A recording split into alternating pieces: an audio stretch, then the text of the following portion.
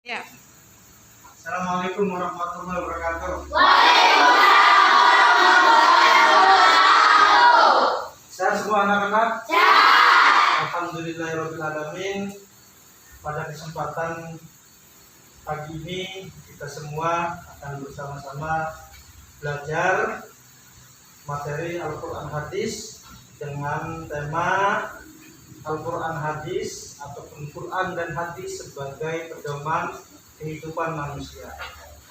Namun sebelum kita mulai kegiatan pembelajaran ini, alangkah baiknya kita berdoa terlebih dahulu dalam rangka supaya ilmu yang kita pelajari pada pagi ini bisa bermanfaat dan berkah. Berdoa mulai. Bismillahirrahmanirrahim. Raditu billahi rabban wa bil islami dinan wa bil muhammadin nabiyyan wa rasulan rabbi zidni ilman nafi'an warzuqni fahman amin ya rabbal alamin.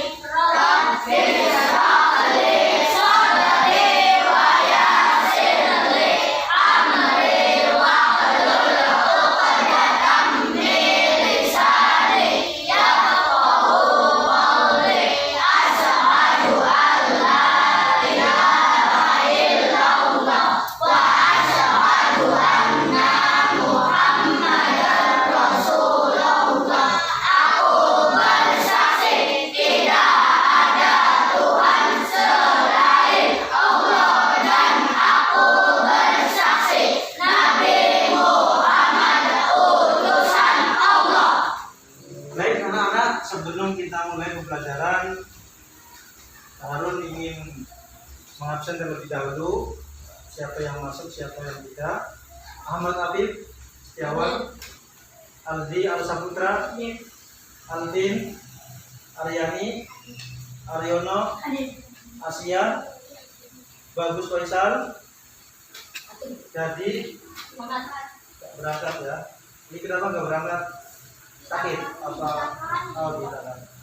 Tiga Pratama, Erwin, Tirta, Lutfi, Aludin, Muhammad Subhan, Muhammad Farhan, Tabani, Muhammad Maulana, Nadia, Nurul Hikmah, Robana, Sakit, Sadia, Semantri, Tri Rahayu, Kita, Warji, Ulan Komalasari, Yoga.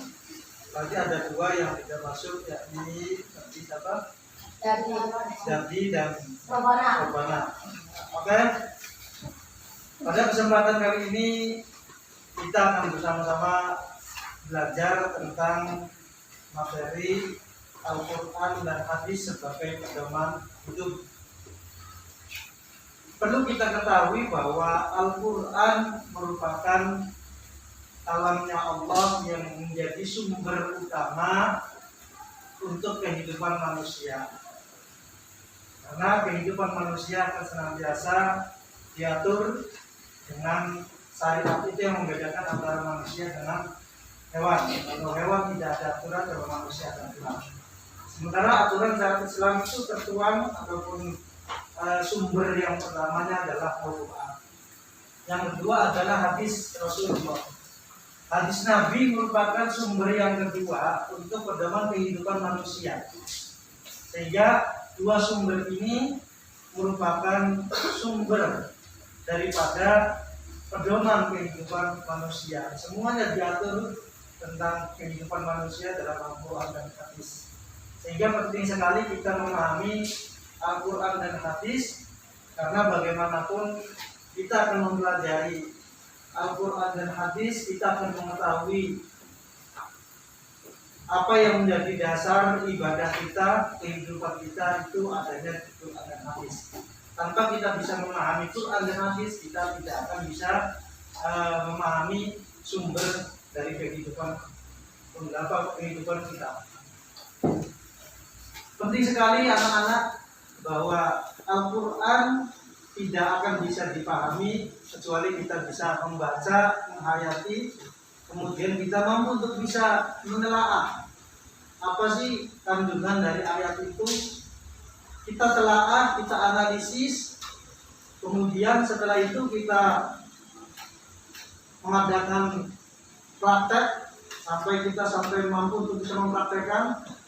Satu contoh, Al-Quran surat Al-Fatihah berisi tentang kandungan keesaan Allah, berisi tentang kita meminta kepada Allah, berisi tentang kita memasrahkan semuanya kepada Allah, berisi tentang kita memilih jalan yang baik. Itu tertuang dalam surat Al-Fatihah. Sehingga kita bisa mengambil hikmahnya, menghayati, mampu untuk bisa menganalisis dan bisa mempraktekkan dari isi kandungan itu, dan kita bisa mempraktekkan dengan bentuk kaligrafi yang ada di sekitar kita. Contoh terbuat dari kertas karton atau dedaunan ataupun karya seni lukis, atau kita bisa manfaatkan dari beberapa fasilitas ataupun beberapa bahan-bahan yang ada di sekeliling kita. Itu materi tentang Al-Quran hadis dalam kehidupan sebagai sumber kehidupan manusia. Al-Quran yang pertama, yang kedua adalah hadis. Kita sholat sumbernya dari Quran dan hadis. Kita puasa sumbernya dari Quran dan hadis. Kita zakat sumbernya dari Quran dan hadis. Kita haji sumbernya dari Al-Quran dan hadis. Semuanya itu akan bersumber dari Quran dan hadis. Paham semua anak-anak? Paham. Alhamdulillah. Ada yang ditanyakan? Mudah-mudahan teman-teman semua, anak-anak semua memahami apa yang jadi materi pada kesempatan kali ini. Kurang lebihnya, maaf. Assalamualaikum warahmatullahi wabarakatuh. Waalaikumsalam.